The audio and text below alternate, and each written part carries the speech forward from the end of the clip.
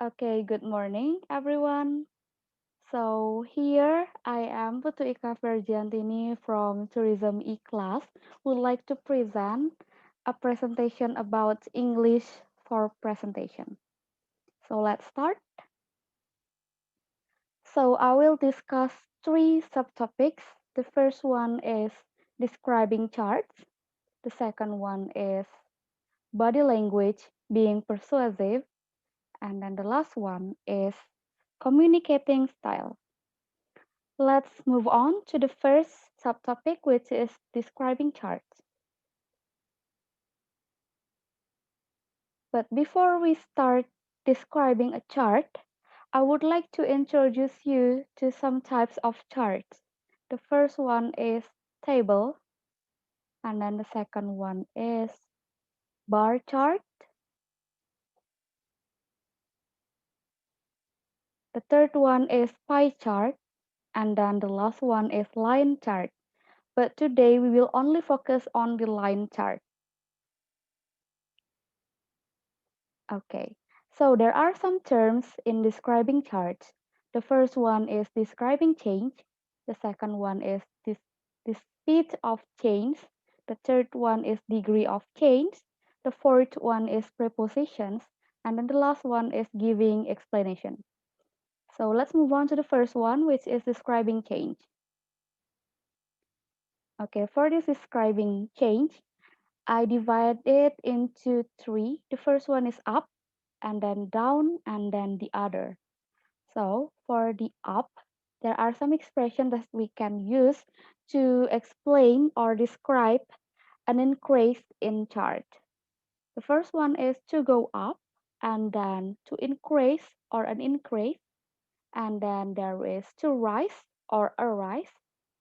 After that, to grow or a growth, and then to improve or an improvement, and then to get better, to recover or a recovery, and then the last one is to rocket. So I provide two examples. The first one is up. So up means toward a higher place or position, but there is no dramatical changes. So as we can see, the changes in the chart is not that drastic. Meanwhile, the rocket chart means the increase that happened very rapidly and suddenly. So we can see that the changes is drastic. For example, it starts from 0 and then it ends in 45 in the very short time. And then let's move on to the down. So there are some expressions that we can use to describe the decrease in the chart. So the first one is to go down, and then to decrease or a decrease, and then to fall or a fall. After that, there is to drop or a drop, and then to deteriorate or a deterioration. After that, we have to get worse, and then to worsen or a worsening. After that, we have to slump or a slump. After that, we have to bottom out, and then to reach a low point. And then the last one, we have to hit a low or a low. So here I provide two more charts. The first one is down chart, which means toward or in a lower place or position, especially to or on the ground of another surface. So we can see that the changes is not that drastic. Meanwhile, the other example is the slump chart, which means to or at a lower level of intensity, but it falls heavily and also uh, rapidly. So we can see that the changes is drastic here. For example, it started from 50 and then it ends at 2 in a very short time. Then the last one is the others. The other sets means that it can be stable, which is uh, there is no changes, or changes irregularly. So first one is to remain stable, and then the second one is to level out. After that, we have to reach a peak, and then we have to peak or a peak. The last one, we have to fluctuate or a fluctuation. So I provide another two charts. The first one is peak chart.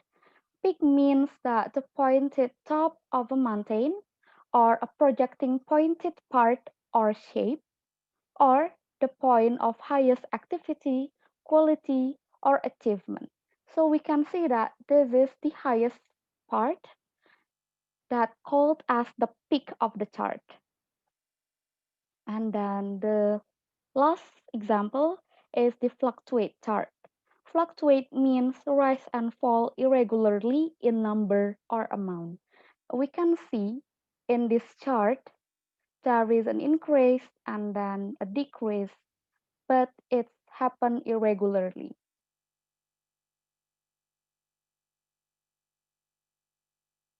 So let's move on to the next one, which is the speed of change. In speed of change, we can use these expressions to describe the speed of the changing. The first one is rapid, which means happening in a short time or at a great rate. And then we have rapidly, which means very quickly. Next one, we have steady, which means firmly fixed, supported or balanced, not shaking or moving. Then we have steadily, which means in a regular or even manner. And then we have gradual, which means taking place or progressing slowly or by degrees. And then we have gradually, which means in the gradual way, I mean slowly and by degrees. And then we have slow, which means moving or operating or designed to do so only at the slow speed, not quick or fast. And then the last one we have slowly, which means at a slow speed, not quickly.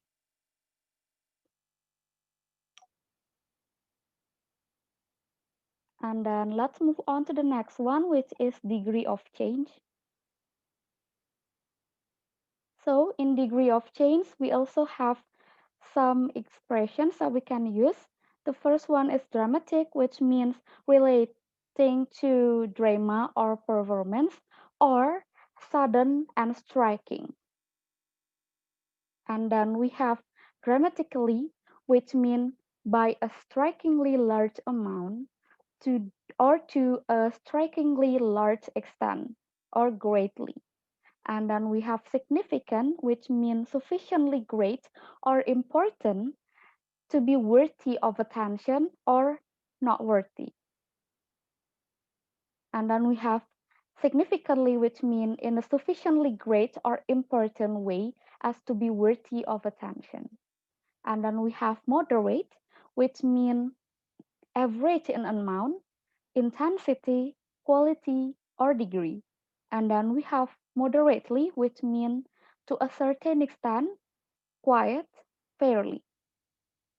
And then we have slight, which means small in degree, inconsiderable. And then the last one, we have slightly, which means to a small degree, not considerably. Okay, let's move on to the next one, which is preposition. So in preposition, we can use some of these expressions. For first one is to stand at, and then we have from blah blah blah to blah blah blah. After that, we have by blah blah blah. And then the last one, we have an increase of blah blah blah. You also can use the other expressions that is not provided in the slide.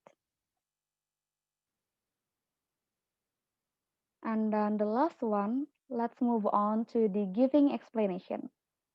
So in giving explanation, I divided into two. The first one is the result, and then the second one is the cause. For the result, we can use these expressions. For example, this will result in blah blah blah. This will lead to blah blah blah. Consequently, blah blah blah.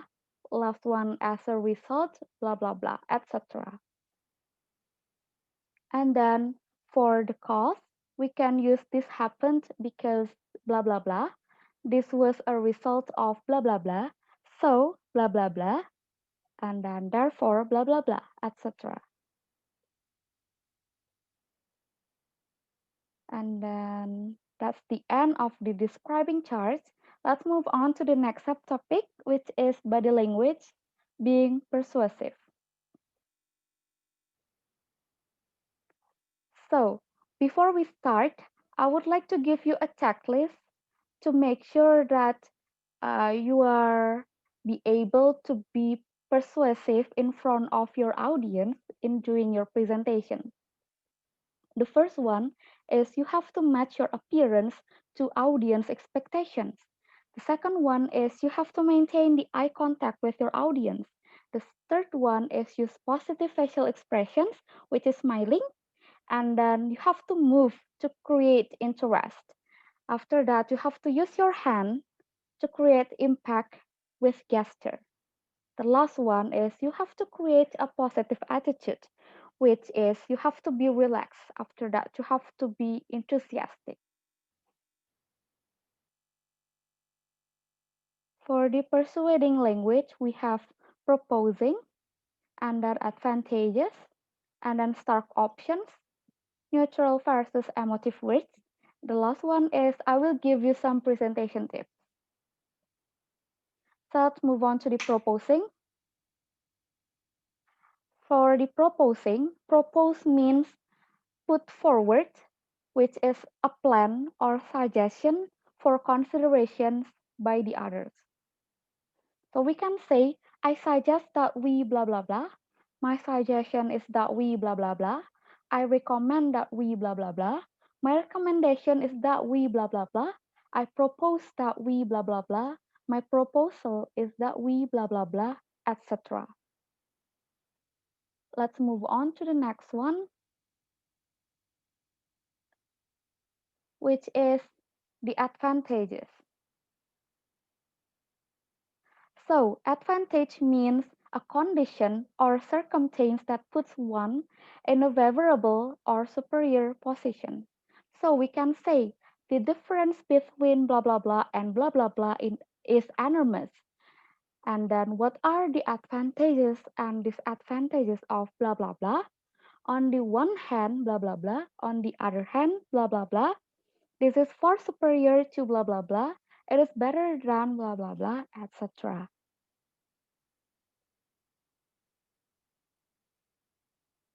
Okay, let's move on to the next one, which is stark options. So, stark options mean a complete or sheer options. We can say we have no choice. If we don't blah blah blah, then we will see blah blah blah. Either we blah blah blah or blah blah blah. Instead of blah blah blah, we could blah blah blah, etc. And then let's move on to the next one, which is neutral versus emotive words. So, neutral words means a word that has totally regular grammar that does not favor anyone, or a limited a priori basic vocabulary, word building by compounding and phonetic spelling. We, while emotive words means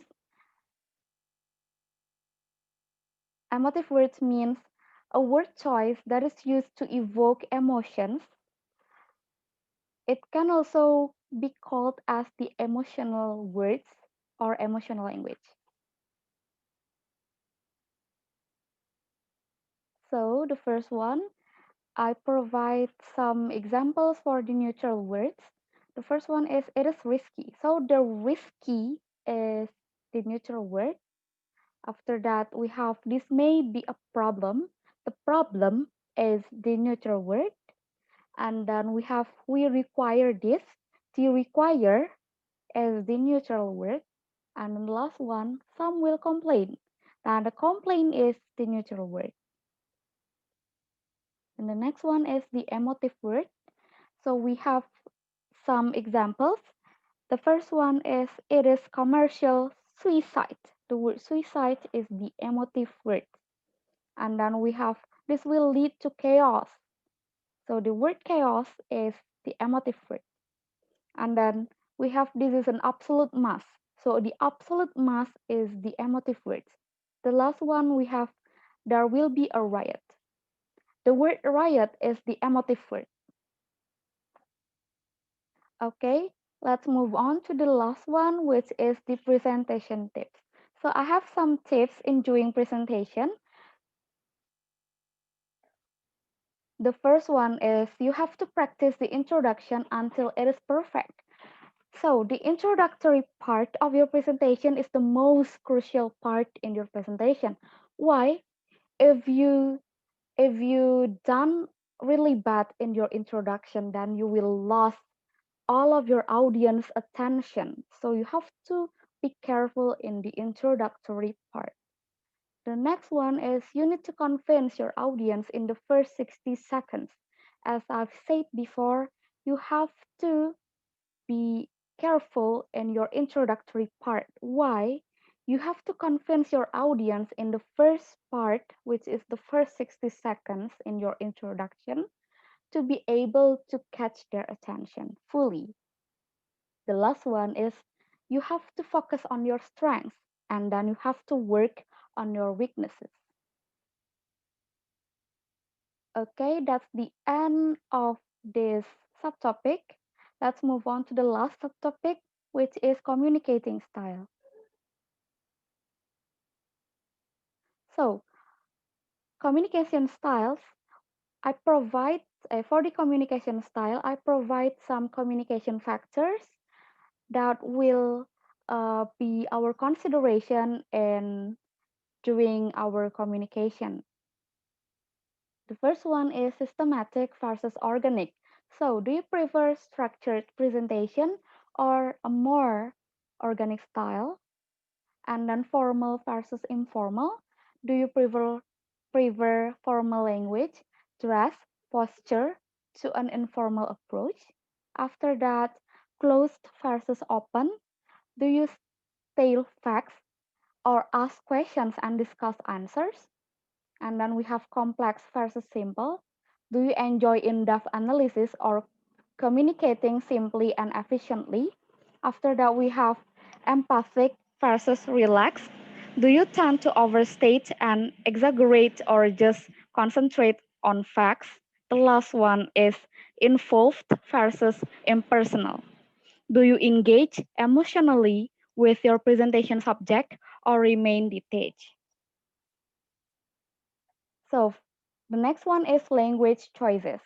For the language choices, we will discuss four subtopics, which are choose between formality and informality, and then balance personal against impersonal. After that, we have balance stating against questionings, and then the last one is balance empathic against relaxed. So let's move on to the first one. So, in choosing between formality and informality, we have to consider these two, which is formal phrases versus informal phrases. After that, formal vocabulary versus informal vocabulary. So, let's focus on the first one, which is formal phrases versus informal phrases. So, in opening your presentation, informal, we could say, "Good morning, ladies and gentlemen," while in informal, we could just say, "Hello, everyone."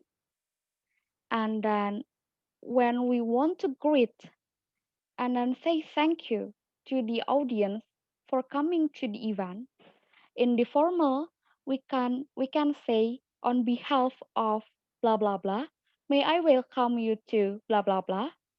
While in informal, we could just say, "Thanks for coming." After that, if we want to move on to the next subtopic or to the next uh, content in the formal way, we could say, if I may, I would now like to move on to blah blah blah. While in informal, we can just say, okay, secondly, blah blah blah. The last one, if we want to ask the audience to ask questions. In the formal, we can say, if you have any questions, feel free to blah blah blah. While in informal, we can just say, just interrupt with questions while the presentation going. Okay, the next one is formal vocabulary versus informal vocabulary. So informal vocabulary, we can say sales have recovered.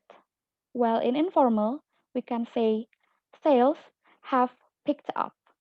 After that, informal, we can say we will acquire the company soon. While in informal, we can say we will buy it soon. After that, we will perceive it differently in formal, while we see it differently in informal. The last one we must utilize our competence in formal, and then we must use our competence in informal.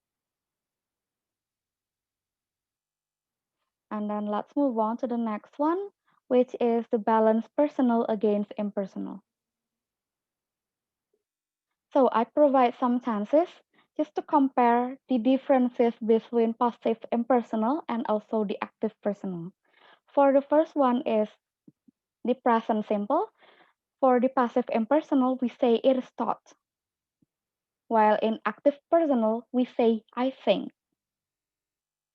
For the present continuous, in passive impersonal, we say it is being examined, while in active personal, we say we are examining. For the present perfect, in passive impersonal, we say it has been claimed, while in active personal, we say an expert has claimed. For the past simple, in passive impersonal, we say it was arranged, while in active personal, we say I arranged it. The last one is in future tense. In passive impersonal, we say this will be looked at after, while in active personal, we say I will look at this after.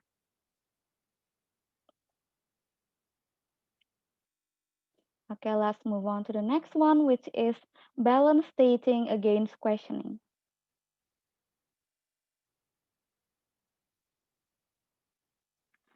So, stating means express something definitely or clearly in speech or writing, while questioning means asking someone questions. So, in stating, we can say it is clear that blah blah blah. I don't think that blah blah blah. We must blah blah blah, etc. While in questioning, we can say, would you agree that blah blah blah? Do you think that blah blah blah? Is there any way to blah blah blah, etc.? Okay, let's move on to the last one, which is balance empathic against relaxed. So, empathic means expressing something forcibly and clearly, while relaxed means free from tension and anxiety. So, for the empathic, we can say, oh, this is a really big problem, or this is a catastrophe. I'm convinced, blah, blah, blah, etc. While in relaxed, we can say, this is a slight worry. This may cause a problem. I tend to think that blah, blah, blah, etc. Okay, I think that's all for my presentation today. I hope that the content of my presentation will be useful for us in doing presentation. Thank you for your attention and I hope you have a nice day. If you have questions, you can just drop your questions in the comment section below. Thank you. Bye bye.